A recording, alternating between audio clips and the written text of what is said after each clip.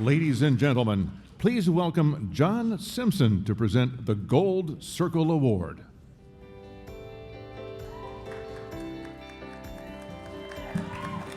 Good evening. Congratulations to all of tonight's recipients and nominees. The best of television is in this room. I'm here to introduce our newest inductee into the Gold Circle. I grew up watching him on the news, and he loves it when I say that. We were competitors for 20 years, but I first met him when our stations merged. It was a very stressful time. He was the first one to come over with an outstretched hand. We soon collaborated on stories, and I learned how much he cared about journalism, broadcasting, and kindness. After 50 years in television, he has his foot on the gas, working as a full-time anchor and still sneaks in special projects. The day-to-day ability to share stories and meet new people, that is what has kept me going. Just staying in touch with history, stories that I remember breaking and trending even back in that day. Trending is a new term, of course, but that is a mosaic of history. And I often tell young people, stay connected with history. I wouldn't be here if I had not had those mentors. Dr. Darrell Weibel up at Ball State. He could be tough, he was gritty, but he was a consummate professional. He often told me, Bradley, you need to concentrate on your studies. Don't put it all into on-the-job experience while you're in school. He was right, but I had to learn the hard way at times. But it was with his inspiration that I realized, just keep going. If you fall off the horse, of course, you know the saying, get right back up and ride. I take my job very seriously. I'm accountable. But I've learned one thing, especially the older I get, I don't take myself too seriously. And I think that's important because I'm just a mere speck on the radar, but it has been just an absolute joy to be a part of it, even if it's in a small way. The people I've met, the events I've seen, the joys, the tragedies, everyday life, and how my community has changed, how my life has changed, how I've changed. It was all at the center of this. Television. Please welcome 2022 Gold Circle honoree, Byrd.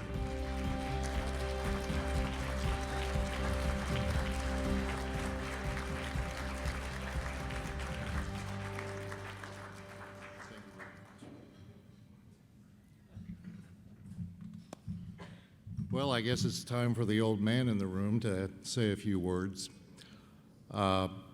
Good evening, and my sincere appreciation to the Academy for this honor. A shout out to my friend and colleague, John Simpson, who put my name in nomination. Among my best times in this career, escaping with John from the walls of that station and discovering great stories on the outside. Although she is not here tonight, my sincere thanks to Shelley Kirk, my co-anchor for more than 25 years, and my friend. I'm humbled tonight, 50 years, my heavens, a little late for a career change. I want to share this honor with the people I've known and worked with, both on air and behind the camera. And due to the longevity of all this, there are literally hundreds of them. From my early days in 1972 in Muncie and Ball State in radio and TV, to Indianapolis, and then to Fort Wayne, and then the past 47 years in Evansville. Soon to be 45 years as the weeknight anchor at WEHT 25. I've learned by doing, with my share of mistakes, but what an adventure it has been. I work in a small market, but I've had the chance to travel, sharing remarkable stories, walking on the infield, for example, of old Yankee Stadium with Don Mattingly as the Evansville native won a batting title, stepping out on the inaugural stage at the west end of the Capitol, overlooking the mall, the day before a new president was sworn in.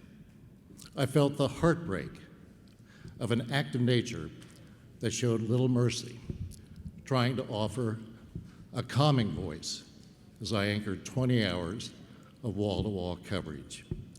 The Day of Tears spawned by the Evansville November tornado.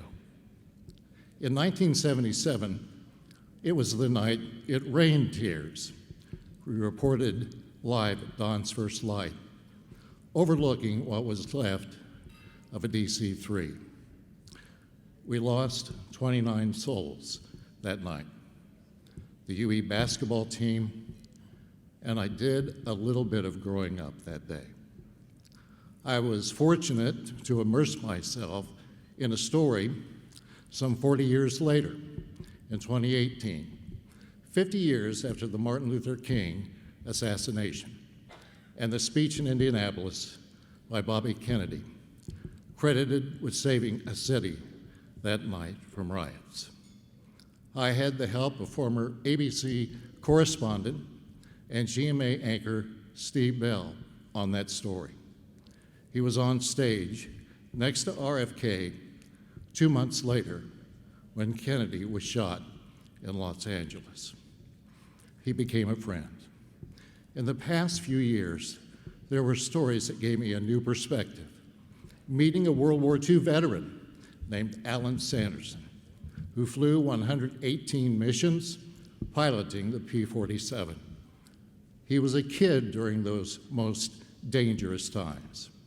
He underlined to those he knew why our history is still relevant.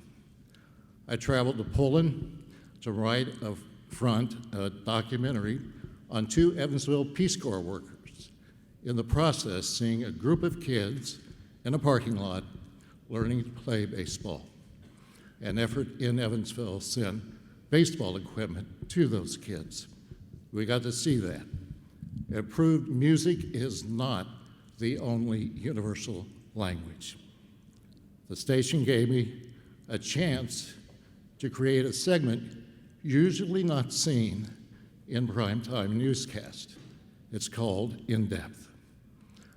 With it, I can avoid sound bites, talking to newsmakers, complete with follow-up questions.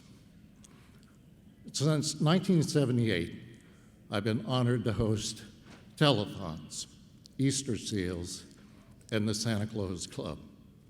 The telethon concept may be dated, but it shows us people can do good, and people can reach new heights. At this point in my life, I think I've seen it all. How wrong I am. This is a career that mandates us to be in a constant state of becoming. I've respected these words, and pardon me for the cotton mouth, but I'm kind of emotional right now. Just because your voice reaches halfway around the world doesn't mean you are wiser than when it reached only to the end of the bar. Not my words, the words of Edward R. Murrow. Times are changing. Journalists in this world of misinformation, with civil discourse often on holiday, are facing great challenges. I've been told by college officials fewer students are getting into journalism. But I see all the great talent here tonight, and I'm so honored to be in this place with you. We'll have frustrating days, but it comes down to this. Keep seeking the truth. That's what I hope to continue doing. Before I close tonight, there is a person here who does not seek the spotlight. But I have been with her for more than 30 years. She is there. She reins me in when I need to be reined in, and she offers so much comfort. I am so blessed to say I'm TJ's husband. Thank you so much, and thank you.